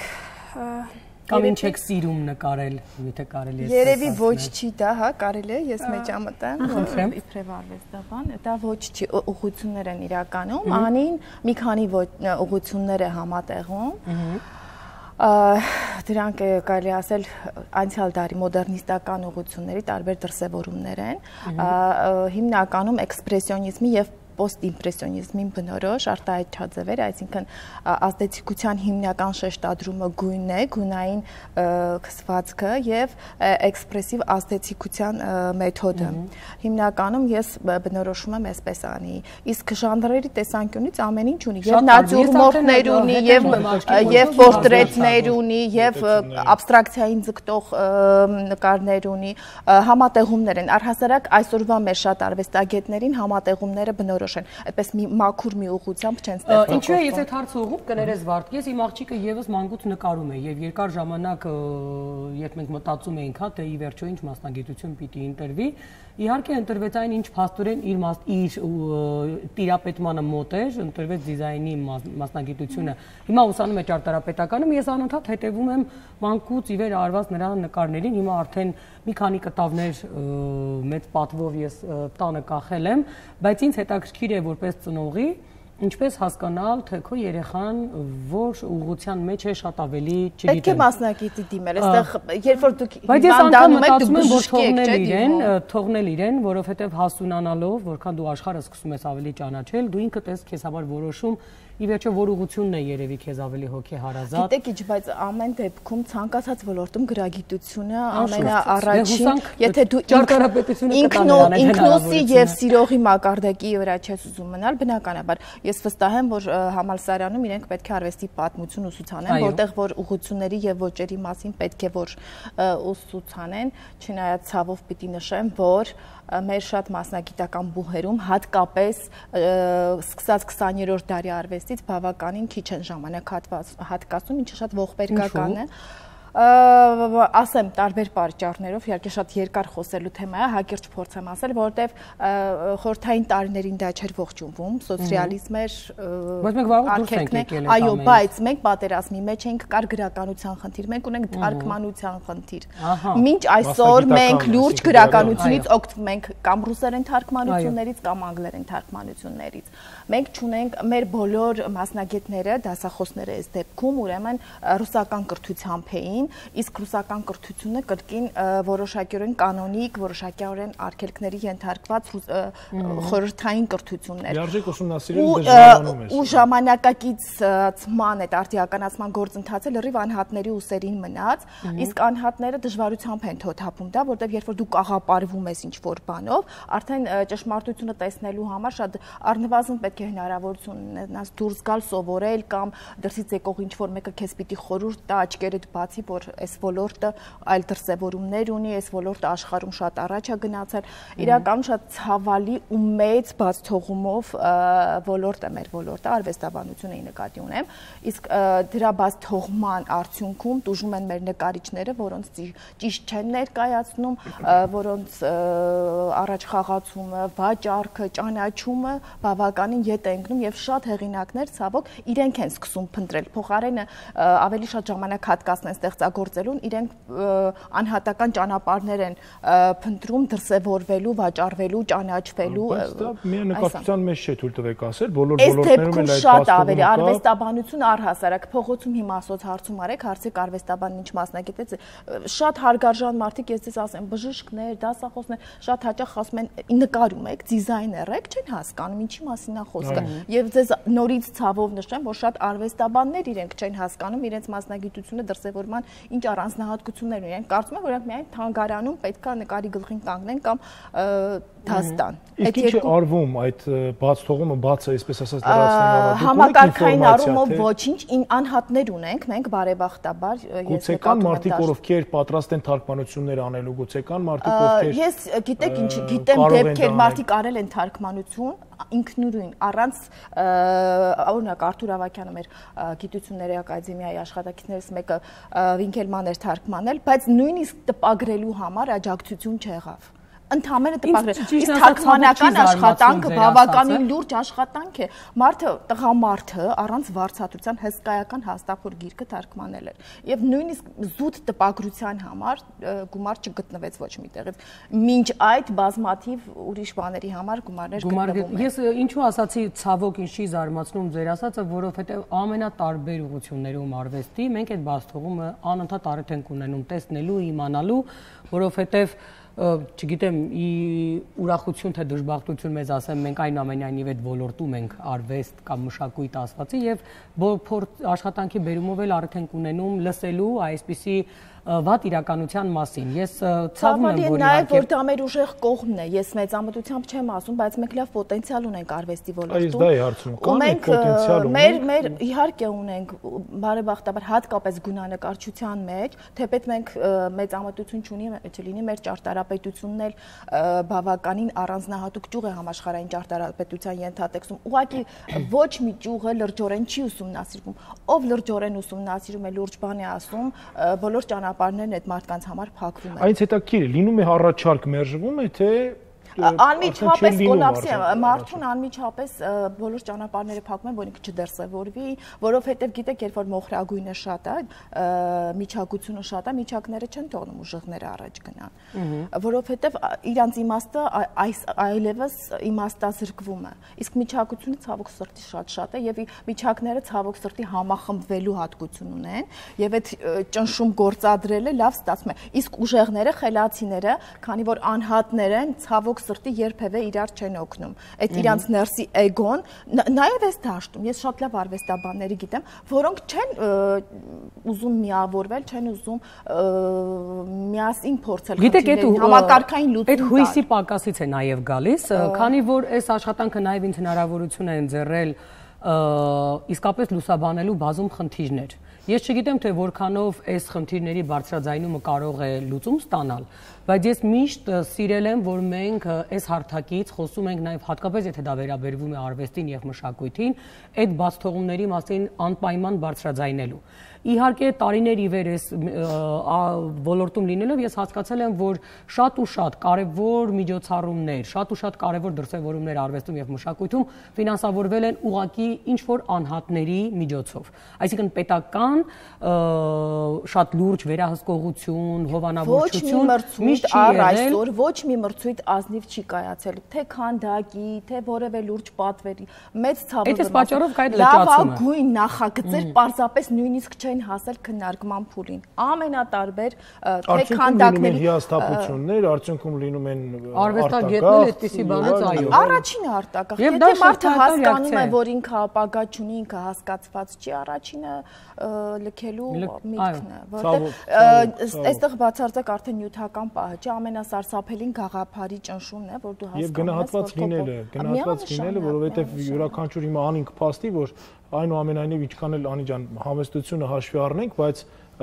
դուք ինքներդ կուզենաք, որ դուք գնահատված լինեք, որ ձեր նկարները գնահատեն եւ գնահատեն ստաժանավույն։ Դրա համար շատ կարևոր է նաև դուք ունենաք լավ ճիշտ հարթակ դրսևորվելու եւ հրաշալի է համագործակցությունը, որ կա։ Հիմա Անին պետք է հարցնել, ի՞նչն է կարողացել ձեզ այդքան ուժ տալ եւ ողջավորություն, չնայած որ ունենք այսպես ցավալի իրավիճակ, այնուհանդերձ չդադարել ստեղծագործել։ Սերը արվեստի նկարչության կոնկրետ հանդեպ սերը, նույնիսկ ես երկու բալիկ եմ արել, բայց այդ երկու հղիության ամբողջ ընթացքում նկարել եմ նույնիսկ մինչև վերջին այդ պահերը, որ հիվանդանաց պետքա գնամ, ես նկարում էի, քանի որ տանն էի, դուրս չէի գալիս։ Արտահայտում էր հետաքրքիր է։ Այդ process-ի ժամանակ նկարչություն անելը ինչ որ ձև ազդում էր մտքի վրա, գույնի վրա։ Երևի ունեցել է իր ազդեցություն։ Ենթադրենք, եթե դուք հիմա նայում եք այդ կտավին, որը նկարել եք այդ process-ի ընթացքում, տարբերվում են մնացած կտավներից, որը նկարել ենք, ենթադրենք, մինչև ամուսնանալը։ Այդ ժամանակների իմ ապրումներն են եղել։ Ժամանակներով է մի քիչ իմ մոտ։ Ինչ եմ կարծում արվեստով զբաղվողի յուրաքանչյուր ոլորտում են, հա, ներքին կուտակումները միևնույն է արտահայտվում է ամենքին։ Նկարները, որ նայում ենք, տարբեր տարիների նկարներ են, սկզբի շրջանից մինչև հիմա, դրա համար իրենք մի քիչ տարբերվում էին։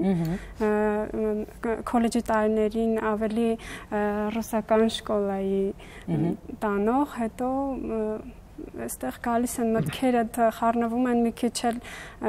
հասունանում է, աճում է, մի քիչ էլ ձեռքդ փոխվում է տարիների ընթացքում, սկսում ես ավելի ուրիշ ձեռք բնավորություն, ճաշակ, աշխարհայացքը, ամեն ինչ ասում եմ, կենսափորձը մտահորիզոնտ։ Ալիջան, բազում փաստորեն ուղղություններով, ինչպես նշեցիք, բազում ուղղություններով եք ստեղծագործում, դժվար չի։ Ուղղությունների համադրությամբ, դժվար չի։ Թյուր կարծիք չստեղծվի։ Հիմա ոչ թե բազում ուղղություններով, այլ այդ շրջանը անցել եմ տարիների ընթացքում։ Այսինքն հիմա եկել է մի ուղղության շրջան, որը չեմ կարող ասել ինչքան ժամանակ կմնա իմ մոտ։ Ես ուղղակի անկեղծ նկարում եմ։ Գուցե փոխվի, գուցե չփոխվի, ես չեմ կարող ասել, ժամանակը փոխվում է։ Դե մենք էլ առիթ կունենանք տեսնելու։ Ես իհարկե հիշում եմ, երբ Նարեկացի արվեստի միությունում այսինքն ամբողջ խմբով դպրոցը մասնակցում էր ցուցահանդեսի եւ իմ աղջիկը եւս այդ մասնակիցներից մեկն էր, ով այսպես ասած կրկնօրինակել էր Գոգոլին իր աչքերով հայտնի նկարները եւ գիտես հարցը այն չէր թե ինչպիսին էր, որովհետեւ ինքը մի քիչ փոփոխված, բայց որ դու նայում ես հերվես տեսնում ես որ սա Գոգոլի նկարներից է Գոգենի, ներողություն, Գոգենի։ Եվ ես երբ ասես նայում էի ու այնտեղ հարցազրույց էր գնում, երեխաներին հարցնում էին ով ինչ է տեսել, ինչու է տեսել եւ այլն, ես խնդիրը նրանում չէր թե ինչ էր նկարել, խնդիրը նրանում էր թե ինքը ինչ էր խոսում իր նկարի մասին։ Եվ ես ուզում էի հասկանալ 12 տարեկան երեխան ինչ պիտի խոսի օրինակ այդ նկարի մասին։ Ես կանգնած այսպես նայում էի եւ հետաքրքիր էր որ ամեն մեկը իր ուզած նկարն էր ընտրել եւ ամեն մեկը մի մեծ պատմություն էր պատմում այդ նկարի մասին։ Եվ ամբողջ այդ տոնը այդ երեխեքին ուղղված խնդիրը նկարելու որակի ու դրա գնահատման մեջ չէր, այլ այն ինչ են իրենք տեսնում, ինչ են ապրում ուսման ընթացքում, ինչ է տալիս մանկավարժը իրենց։ Այստեղ շատ կարևոր է, որ մանկավարժը իր կարծիքը չփաթաթի եւ իր ուզած ներկայանալությունը չապահովի երեխային։ Երեխաների դեպքում հարցը բոլորովին այլ է, մի քիչ պետք է առավելագույնս երեխային ինքնուրույն թողնել, պետք է օգնել, զարգացնել, բայց ոչ փաթաթել։ Ցավոք սրտում ըստ ցրտի ես նկատում եմ, որ ուսուցիչները շատ բաներ փաթաթում են չհասկանալով եւ դա բայց հնարավոր է փաթաթել, արվեստ հնարավոր է փաթաթել։ Միանշանակ արվեստը տեսակետ է, ճաշակ է, միանշանակ դու կարող ես կոզած ձևով ձեռագիրը վերցնում են ուսուցիչը։ Ամբողջ հմտությունը եւ դժվարությունը նրանից կարող եմ ասել, որ երբ որ վարպետիդ հետ փորձ ես անում, թատերական ոլորտի մասին եմ ասում, դու անկախ քեզնից դու ընդունում ես այն ինչ որ ինքն է ուսումնառության շրջանում որոշակիորեն, այո, բայց վարպետը պետք է հասկանա, որ դա ճակատագրական չդառնա, որ որևէ этаպում ստեղծագործողը դա կլինի դերասան թե արվեստագետ կարողանա թոթափել այդ ազդեցությունը, այդ հիացմունքը, հասկանա, որ իր առաջ գնալու միակ շանսը ինքնուրույնությունն է, սեփական տեսակետ, սեփական աշխարհայացք, սեփական ասելիք, սեփական մեթոդ, իսկ սկզբնականում բնականաբար բոլորս ինչ որ մեկից սովորում ենք։ Իսկ ըստ ձեզ, քանի որ դուք փաստորեն արիթ ունեք նաև շատ երիտասարդների ճանաչելու, կան տաղանդավոր այդքան չգիտեմ իսկապես կան, շատ ուրախ եմ, որ կան, այս փոքրիկ Հայաստանում շատ կան եւ բայց իրենք կարողանում են արտահայտվել, ճանաչելի դարձնել իրենց մասին ասել։ Ինչպես կարող են ձեզ այդ համագործակցել Նարեկացի։ Ես Նարեկացի արվեստի միությունը ինքը շատ բաց կառույց է, մենք դիմում են ու մեծ մասամբ աջակցությունը ստանում են, բայց առհասարակ ես ինքս իմ էջը ունեմ, իմ հասարակական կազմակերպությունը ունեմ, առանձին ոչ ֆորմալ կրթական ծրագրերի հեղինակ եմ, մամուլի հետ մեծ համագործակցության փորձ ունեմ, այսինքն այս ոլորտում սիմպոզիումների մասնակցել, միշտ Արցախում եմ եղել, փորձել եմ Արցախի ու Հայաստանի հետ կապը, շատ մեծ պլաններ ունեի, ցավոք մինչ պատերազմը Շուշիում ահագին բաներ էի նախատեսել, ես շատ բաց եմ, իմ տվյալները առավել քան ակնհայտ են թե համացանցով, թե ոլորտում, մեր ոլորտը այնքան փոքր է, շատ կարճ ժամանակահատվածում կարելի է, այստեղ խնդիրը թե նախընտրում են քո աշխատելակերպը, թե ոչ, եւ պետք է երևի թե տեսնեն նաեւ այն հնարավորությունները, որ դու ընձեռում ես նկարչին, հավատան քեզ։ Շատ հետաքրքիր։ Ես ունեմ շատ ընկերներ ունեմ արվեստագետ, որոնց հետ համագործակցում եմ։ երիտասարդ։ Ու նաև մի փաստ եմ ուզում նշել, այս ուղղակի երևի թե ինքս եմ շատ զարմացած ու ուրախ, երբ համեմատում եմ իմ սերնդի հետ, շատ են աղջիկ արվեստագետները ուժեղ, շատ են համարձակացել, չգիտեմ, ու չնայած որ բոլորն էլ ընտանիք ունեն, իմ ճանաչած արվեստագետ աղջիկները, այս էլ արդեն որերորդ դեպքն է, ես նկատում եմ, որ մեր աղջիկները եւ տաղանդավոր են, եւ սկզբունքային են ավելի, եւ ավելի ձգտող են, ու դա ինձ շատ ուրախացնում է, որովհետեւ երբ որ հասարակության մեջ կինը կնոջ ինտելեկտը կարևորվում է եւ դրսեւորվելու հնարավորություններ է ստանում, հասարակության կենսամակարդակը ամեն առումով կապ չունի, դա ուսուցիչ կին կլինի, նկարիչ կլինի, որովհետեւ դաստիարակությունը թե դպրոցներում չէ հիմնականում կանայք են տանը ամենաառաջինը երեխաներով ովքեր են զբաղվում, բնականաբար որ թվում է մի տեղ որ կինն է սկսում ղեկավարել, այնտեղ անհնար է։ Խնդիրը միայն ղեկավարելը չի, ասույթ կա, ասում ես քեզ խորհուրդ տան, կանչեք տղամարդուն, ուզում ես որ քո գործն անեն, կանչեք կնոջը։ Մենք ճնշում ենք ինչ որ քեզ, բայց ամփոփելով մեր այսօրվա հանդիպումը ես եւս մի հարց ուղեմ Անին, օրինակ հայ մեր նկարիչներից կա ամենասիրելին ձեզ համար։ Ժամանակակից նկարիչների մեջ կան, որ շատ նախընտրում եմ, անուններ չեմ տա, բայց մեր հին նկարիչներից Սուրենյանցի գործերն եմ շատ հավանում։ Ես այդ պաստելային գույները նրա ինձ շատ եմ սիրում։ Ինքը Եվրոպայում է շատ ընդունված։ Ինքը մեր ներկայաների հեղինակներից է Սուրենյանցի իրականում իսկապես Անին շատ լավ ճաշակ ունի, այլ կերպ չէր կարող լինել։ Կտավունի թախիծ է։ Ես սիրահարված եմ այդ կտավի սիմվոլիստությունը։ Իսկ լինում է դեպքեր, երբ ուզում եք կրկնօրինակել օրինակ հայտնի ինչ որ մի նկարչի կտավ Եղել են վաղ շրջանում, հիմա արդեն ոչ։ Այդ ինչու տենց այդպիսի բան չեն անում, վախենում են ավելի վատը ստացվի, թե Չէ, սովորելու շրջանում անում ես, քեզ դու սովորում ես այդ ընթացքում կրկնօրինակելով սովորում ես։ Իսկ հետո արդեն քոնն է ստեղծում, արդեն կարիքը չես ունենում։ Դու հետաքրքիր ես Գեղարվեստի ակադեմիան, Գեղարվեստի ակադեմիա, Հերլեմեզյան, հետո Գեղարվեստի ակադեմիա։ Այո։ Իսկ պլաններ չկան դուրս գնալու դրսում։ Ճիշտ ասած հիմա բալիկներս փոքր են ու դեռ ոչ։ Չպետք է ուղղել հետևյալ կերպ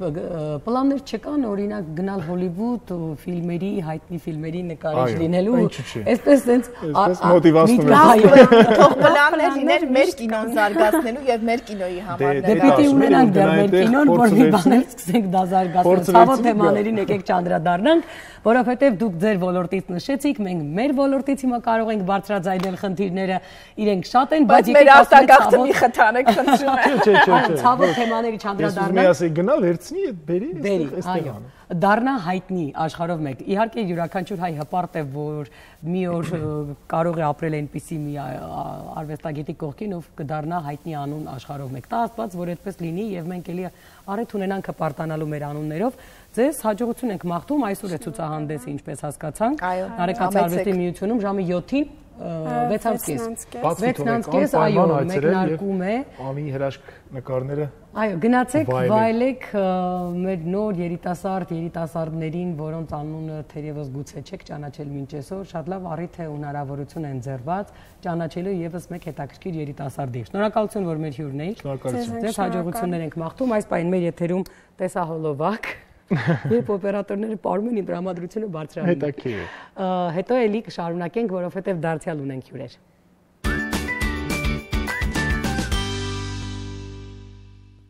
Ահա, մենք վերադարձանք։ Մենք ունենք էլի հյուրեր սիրելի հեռուստադիտող, կներկայացնենք ձեզ, բայց մինչ հյուրին հրավիրել մեր տաղավար, անդրադառնանք հետաքրքիր դարձություններին։ Ուզում եմ անդրադառնալ դրան եւ ասել, որ հատկապես կանայք կգնահատեն այս փաստը, որ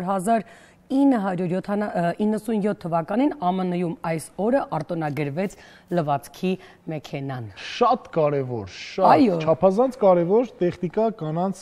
համար։ Ես հիշում եմ, թե ձեռքով են ժամանակ երբ լվացք էին անում։ Գիտես, ինձ թվում էր օր էր հայտարարվում լվացք անելու։ Եվ գնում էին մի ժամանակ գետերում, այո, հետո այսպես ասած sense ուժեղ Գիտես, այն ժամանակվա մաքրոթի եւ առողջ սննդակարգի դեպքում դեռ գոնե հնարավոր էր դա ապահովել։ Ես չեմ կարծում, որ հիմիկվա կանայք կկարողանային դիմակայել դրան։ Այ ինձ հետաքրքիր է, դու ձեռքով հաճախ ես լվացք անում եւ ընդհանրապես արել ես թե չէ։ Շատ եմ արել, բայց հիմա չեմ անում, միայն այնպիսի բան, որ շատ օրինակ երեկոյան զգեստ է, որ պետք է միայն ձեռքով, չնայած դրա հնարավորությունը եւս ընձեռված է լվացքի մեքենաներին։ Ասա որ էներգիա շատ է պահանջվում, որ այդ ամբողջ process-ը մի քանի ջուր լվանալ, չգիտեմ։ Դրա համար էլ հատուկ օր էր երևի լվացքի համար ժամանակին լինում, որովհետեւ մի ամբողջ օր պետք էր տրամադրել, այո։ Ձեռքով լվացք անելը հեշտ բան չէ։ Իսկ դուք չեք գնահատում կանանց։ Ես ինչի՞ ես ասում, ես միշտ բարձր եմ գնահատել, հատկապես լվացքի process։ Հատկապես լվացքի մեքենայի։ Լվացքի մեքենայի։ Հատկապես լվացք անող կանանց, հա։ Այո։ Ես ուզում եմ անդրադառնալ հետաքրքիր, չգիտեմ, ծնունդների կամ երևույթների, որովհետև մենք ունենք այդ խորագիրը, ասեմ, որ 1776 թվականին բացվեց մեծ թատրոնը, Ռուսաստանի օպերայի եւ բալետի պետական ակադեմիական թատրոնը, քանի որ 3 թատրոնի միջազգային օրն էր, անպայման ուզում էի նաեւ սրան անդրադառնալ, որովհետև սա իսկապես հատկապես այդ տարիների համար չափազանց մեծ իրադարձություն է։ 1776 թվականին, ես ինչ դեռ վաղուց այնտեղ փաստորեն օպերային, բալետային, այսպես ասած, մշակույթը զարգացած է եղել, то есть զարգացրել են, սկսել են։ Ես ուզում եմ հիշել առհասարակ, հա, որտեղից է սկսվել թատրոն երևույթը, դեռ այն ժամանակ, երբ մարդիկ հայն մարդանման մարդիկ կամ կարելի ասել, ովքեր ծեսեր էին անում, պարերով եւ անձրև բերելու համար, չգիտեմ ինչի համար, դա արդեն իսկ թատրոն էր։ Դե դու շատ հետ գնացիր։ Դե բայց այդ տեղից է գալիս, որովհետեւ պարզվում է, որ մարդը միշտ ինչ որ բան ցուցադրելու կարիք ունի։ Շատ արվեստաբաններ եւ մասնագետ մարդիկ ասում են, որ նաեւ անուղակի կերպով կապվում է եկեղեցու հետ, եկեղեցու խորանի եւ այդ հարթակի ու այսպես ասած դահլիճ, այսինքն մարդը միշտ ուզեցել է իրեն այդ վերևում տեսնել։ Ոչ թե մարդը, այլ ամեն ոք չի, որ հնարավորություն է ունեցել բարձրանալ այդ հարթակ եւ այդ հարթակից ինչ որ, չգիտեմ, խոսք ասել կամ ինչ որ բան ներկայացնել եւ դրա համար էլ հենց այդ մետր ու կես բարձրությունը այսպես ասած ապահովված է 60 սանտիմ բարձրություն։ Նայր, մենք իհարկե 3 հատկապես արտավազ մրցանակաբաշխությանը նստած էինք եւ ես ինչ էի մտածում։ Ուզում եմ կիսվել քեզ հետ։ Չգիտեմ որքանով է համապատասխանում քո կարծիքին, բայց այնուհանդերձ ես մտածում էի նրա մասին, որ այն մարդկանց, ում հնարավորություն է ընձեռվել լինելու այդ 60 սանտիմ բարձր հարթակում, ամենատարբեր ձևաչափերի դեպքում, խոսելու, խաղալու, ինչ-որ բան փոխանցելու, ասելու, եթե յուրաքանչյուր մեկը շատ պատասխանատու վերաբերվի դրան, թերևս մենք կունենանք իդեալական ընտրված անհատների, ովքեր իրենց թույլ կտան հայտնվելու այնտեղ, շատ կարևոր է, մենք ինչքան էլ խոսում ենք հեռուստատեսության եւ թատրոնի մասին, անընդհատ զգում ես, որ ի վերջո թատրոնը միևնույնն է ավելի բարձր հարթակում է մնում։ Իհարկե։ Որովհետեւ այնտեղ մոնտաժի հնարավորություն չկա, այնտեղ կա մեկ շանս եւ դուք չունեք երկրորդ հնարավորությունը, առաջին տպավորությունը թողնելու։ Այդ մի հնարավորությունն է։ Թույլ տուր միտքդ շարունակելով ասեմ իմ վարպետի լուսահոգի Ռաֆայել Ջրբաշյանի այսպես ասած պնդումը, որ նա պնդում էր շատ անգամներ, որ դեր ասան արտահայտությունը սխալ է, որովհետև դերը ասել դա ոչ այնքան գրագետ, այսպես ասած, տերմին է, եւ ինքը առաջարկում էր փոխարինել դեր արար արտահայտությամբ, որովհետև այո, դերասանը բեմի վրա արարում է։ Մենք ոչ թե իմ վարպետն է, ես հիմա ուզում եմ պնդել, որ նա ճիշտ էր ասում, այլ դա լիարժեք տրամաբանական է, որովհետև իսկապես դերը դա արարել է, որովհետև դու խաղում ես մի մարդու կերպար, որը քեզ հետ կապ չունի։ Դու վերցնում ես, յուրացնում ես, հասկանում ես, խորանում ես նրա ամենանդերքային, այսպես ասած, նրբությունների մեջ եւ արարելով ներկայացնում ես բեմի վրայից մարդ եւ իրադարձություն։ Անշուշտ, ես իդեպ պիտի ասեմ, երբ առաջին վեհ գաղափարը արդեն Այո, իսկապես ինքը շատ կարևոր բարձր հարթակ է ինձ համար։ Դու հիշեցրիր ինձ պարոն Ջրբաշյանի մասին, մարդ ով թարգմանել էր Ստանիսլավսկու սիստեմը։ Այո, ցավոքսոտի չստացվեց զրուցել Յուրի հետ այդ մասով, ես ուզում եի անպայման ասել, որովհետև թարգմանության առումով Ջրբաշյանը շատ մեծ աշխատանք է տարել։ Բայց ամենահետաքրքիրը նա էր, որ երբ լուսահոգին ողջ էր, ես իմ քննությունը, Ստանիսլավսկու սիստեմի քննությունը հանձնել եմ հենց նրա մոտ։ Սաթանիկ Զամենովն նրան հրավիրեց եւ ասաց դե հիմա այն մարդը ով թարգմանել է այս գիրքը կնստեք եւ իր մոտ ձեր քննությունը կհանձնեք։ Իհարկե այնպես չէր որ ինքն եկել էր այնտեղ գնահատելու ինչ որ մեկին կտրելու կամ չկտրելու, հարցը դա չէր, բայց քանի որ մենք առաջին կուրսում էինք եւ մեզ համար դա մի արտարոց բան էր, հա, իրադարձություն էր, իսկապես փորձել էինք յուրացնել Ստանիսլավսկու սիստեմը եւ ես շատ ուրախ եմ, որ այդ հնարավորությունը մեզ ընձեռվել է ինստիտուտում, որովհետեւ անգամ Հոլիվուդը այսօր աշխատում է այդ սիստեմով եւ այն ինչ որ տալիս է։ Այո, լուրջ դերասանները այսօր իրենք էլ չեն թաքցնում եւ ասում են, որ եթե Ստանիսլավսկու սիստեմը չլիներ, մենք այո, դա այբուբենի նման մի բան է դերասանի համար, եթե դու իսկապես կարող ես կարդալ, հասկանալ եւ կետ առ կետ քեզ համար վերցնել, սա անհնար է որ որևէ դերասան վրիպի կամ չգիտեմ անգրագետ դրսևորի իրեն բեմում, եթե գոնե թե այս գիրքը կարդացել է ու հասկացել է։ Եվ դրա շարունակությունն էլ Միխայել Չեխովի գիրքն է, որը նույնպես ինքն է թարգմանել։ Ցուցադրության արվեստը։ Այո, ցուցադրության արվեստը, որը ել ինքն է թարգմանել եւ պետք է ասեմ, որ եւս մի շատ հետաքրքիր տեսություն է, ավելի մանրակրկիտ եւ ավելի մի քիչ գուցե տարբերվող, որտեղ իրենք այնուամենայնիվ վիճում են շատ այդ մասով, բայց էլի շատ կարևոր գիրք է, որը մեզ Ջրբաշյանը պարտադրում էր, որ մենք ամեն բառ տառ խորանայինք, մանրացնեինք, բացահայտեինք եւ հասկանայինք եւ ներկայացնեինք։ Դա շատ կարևոր էր, որտեղ ինքը դրանով հասկանում էր, մենք ինչքանով ենք հասկացել այդ տեսությունը։ Եվ ուզում եմ արդից օգտվել, եթե թույլ կտաս բոլոր ջրբաշյանցիներին, քանի որ այդ դպրոցը շատ մեծ է, ես ողջունում եմ բոլորին, ահել, ջահել, ինչպես ասում են, եւ ապրենք մենք ջրբաշյանցիներով։ Շատ բարդ մասնագիտություն, որտեղ իսկապես սահմանը շատ նուրբ է չափն անցնելու եւ չանցնելու։ Իհարկե ամեն բան չափի զգացողություն է պահանջում, բայց հատկապես դերասանի արվեստը այդ չափի նրբությունը մի տեսակ շատ ավելի նուրբ է, քան պետք է լինի։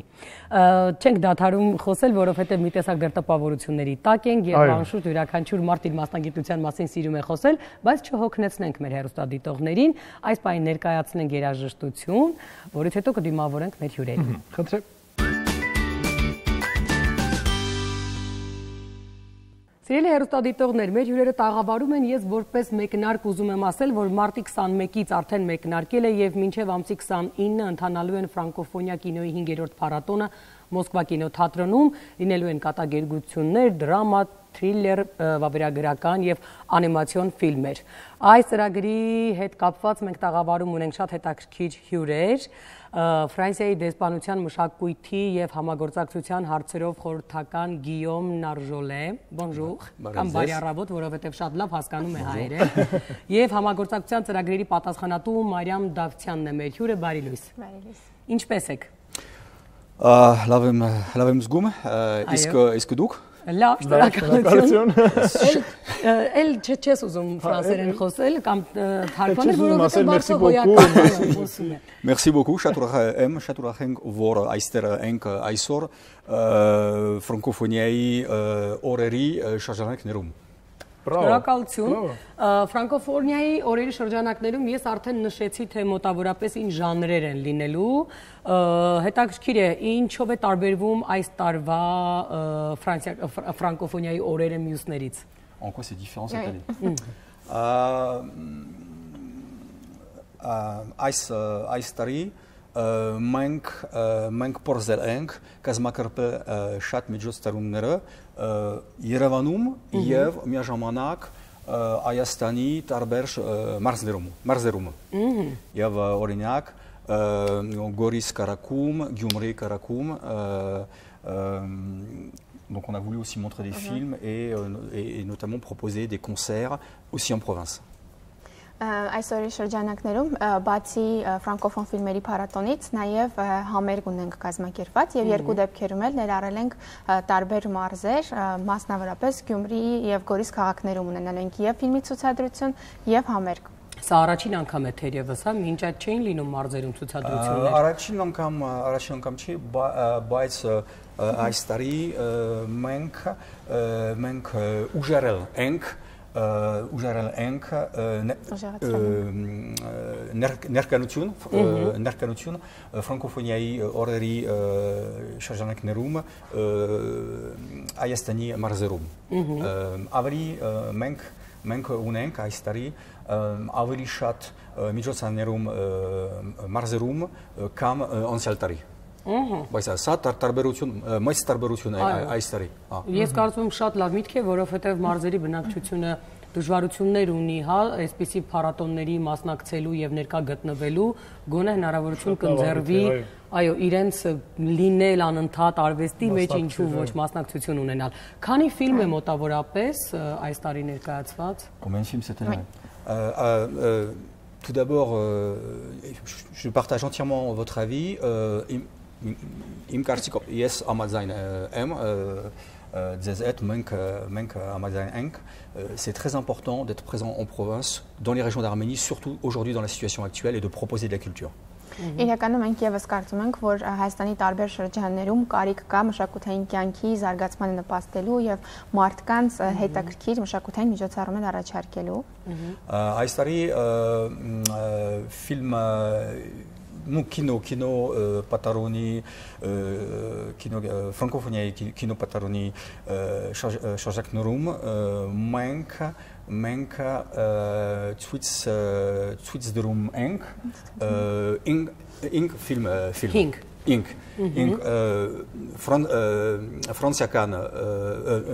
ֆրանսիական ինք Suisse 2, Շվեյցարական et Canada 2 également. Եվ կանադական երկու ֆիլմ։ Ընդհանուր 9 ֆիլմ։ Et cette année, une des nouveautés, nous en sommes très heureux, c'est que 8 de ces 9 films sont sous-titrés en arménien. Եվ առանձնահատկությունը այս տարվա փառատոնի այն է, որ այս 9 ֆիլմերից 8-ը հայերեն ենթագրերով են։ Այդ շատ լավ է, որովհետև ես առիթ ունեցել եմ ներկա գտնվելու մի քանի տարի առաջ եւ այդտեղ ունեինք խնդիր հասկանալու ինչ է կատարվում, փորձում էինք ընդհանրեն էսթետիկ հաճույք ստանալ, բայց գոնե հիմա հնարավորություն կա հասկանալու։ Թույլ տվեք ձեզ ընդհատել, որովհետև մենք այս պահին տեսանյութ ունենք, ներկայացնենք հեռուստադիտողին, հետո շարունակենք զրուցել, համեցեք։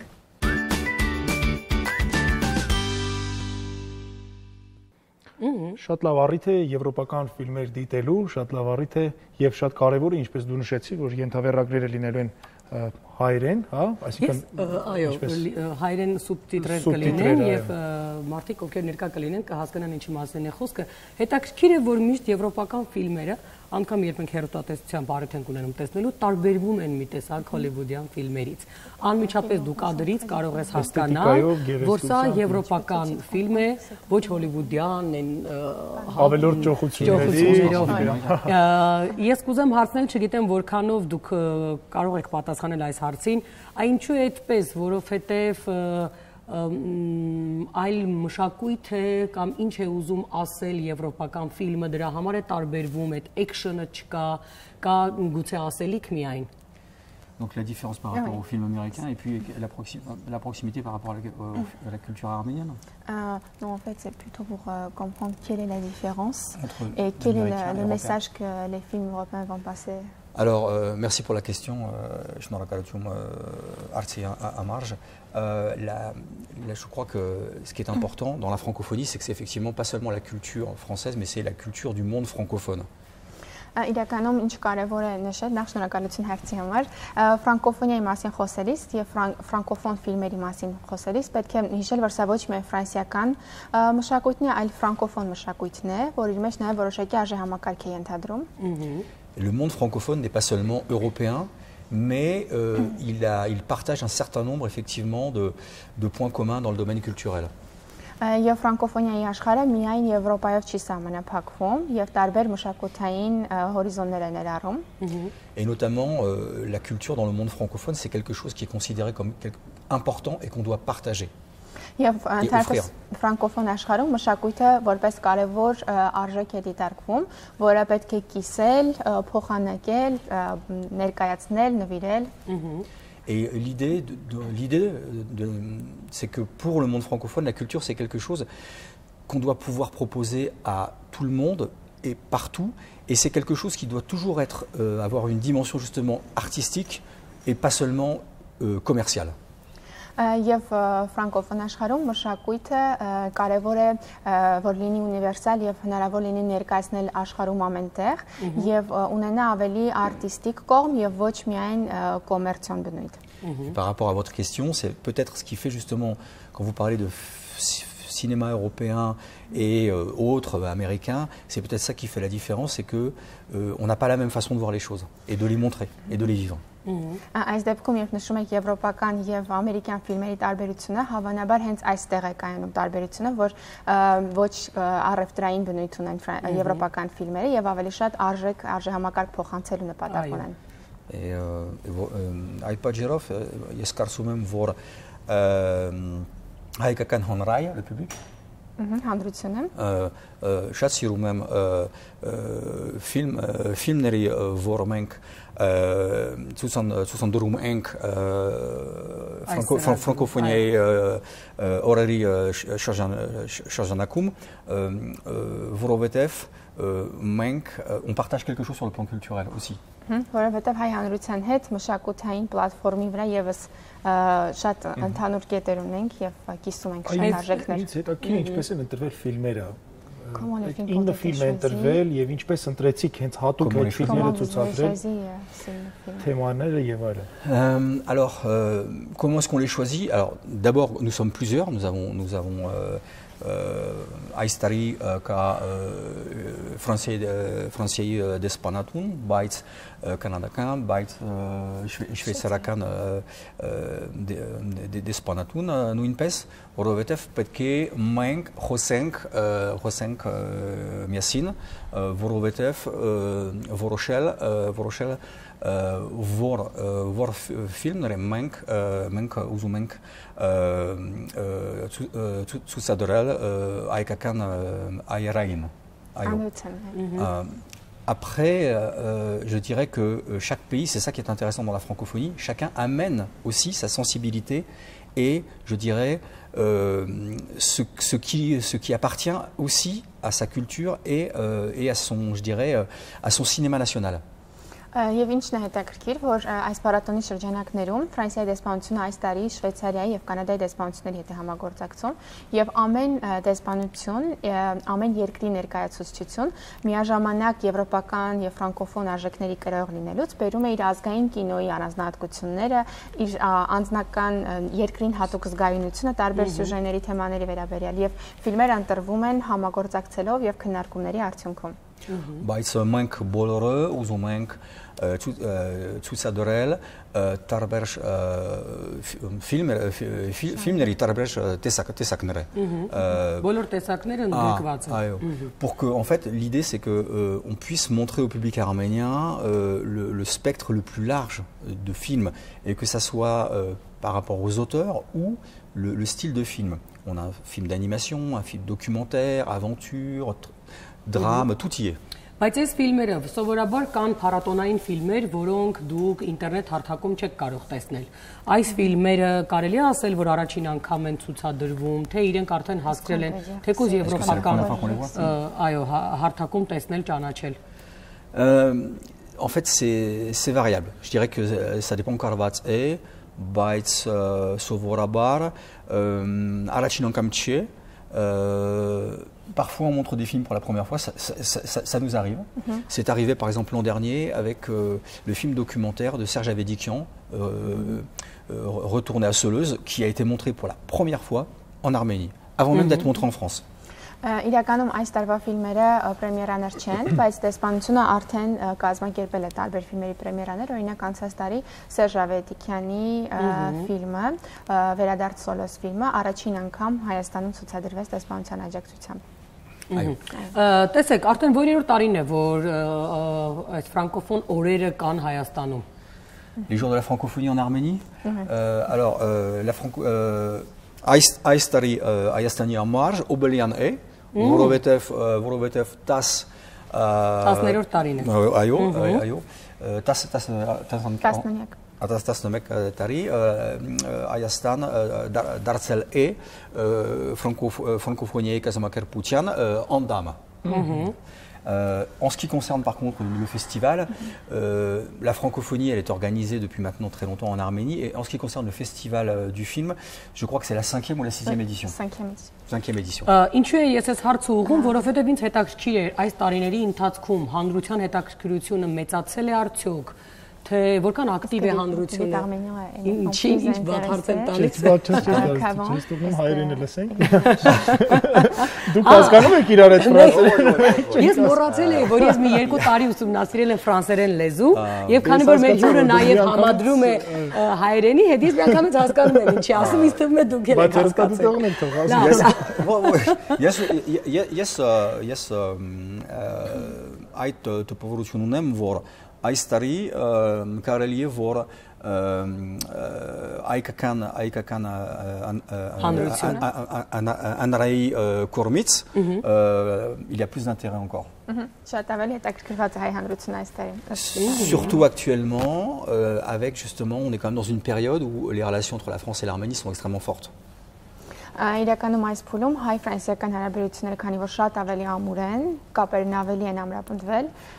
կարծում ենք որ հետաքրքրությունը նաև դրանով է պայմանավորված։ Դուք գիտեք որ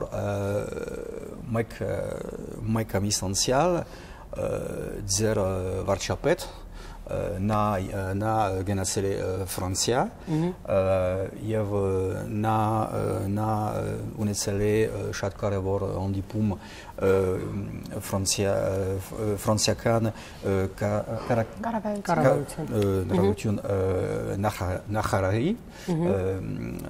Emmanuel Macron et que nous avons parlé d'énormément de projets entre la France et l'Arménie dans le domaine de la coopération. Եվ այդ ակցիայի շրջանակներում համագործակցության տարբեր ծրագրերից խոսակցություններ են ունեցել եւ պայմանավորվածություններ են ձեռք բերվել։ Et pour le public arménien, il est évident que ce festival, il arrive aussi à un moment donné où les relations avec la France sont très denses et très fortes. Եվ ֆրանկոֆոնիայի օրերը այս տարի եւս մեկ անգամ հիշենք, որ հայ-ֆրանսիական հարաբերությունների խիստ ամրապնդման փուլում են հանրությանը ներկայացվում եւ դրանով պայմանավորված հայ-հանրությունը շատ հետաքրքրված է։ Քանի որ մեր ժամանակը ցավոք 1 րոպե է մնացել, որ արդեն փակենք մեր ուղիղ եթերը, ես ուզում եմ շնորհակալություն հայտնել, որ մեր հյուրն էիք, ավելի մանրամասն ներկայացնելու ֆրանկոֆոնիայի օրերը Հայաստանում այս ծրագիրը, որովհետեւ ինչպես արդեն նշեցիք, 11-րդ տարին է էլի անցկացվում են ֆրանկոֆոնիայի օրերը Հայաստանում եւ փաստորեն կա հանրության մեծ հետաքրքրություն։ Ես ուզում եմ առաջարկել ցրելի հեռուստադիտողներ կինոթատրոն Մոսկվա կինոթատրոնում 9 ֆիլմեր լինելու են, եթե հետևեք էջին, հատկապես կարող եք մանրամասներ իմանալ, 29-ին արդեն կավարտվի։ Ես ձեզ առաջարկում եմ գնալ եւ վայելել հետաքրքիր ֆիլմեր։ Ձեր շնորհակալություն, հաջողություն ենք մաղթում։ Իսկ մենք այսօր այսքանով փորձենք սահմանափակվել, այսքանն ենք պատրաստել ձեզ համար, հուսալով որ ձեր առավոտը կլինի հնարավորինս տեղեկացված եւ իհարկե ժպտարատ։ Կհանդիպենք վաղը, մնաք բարով։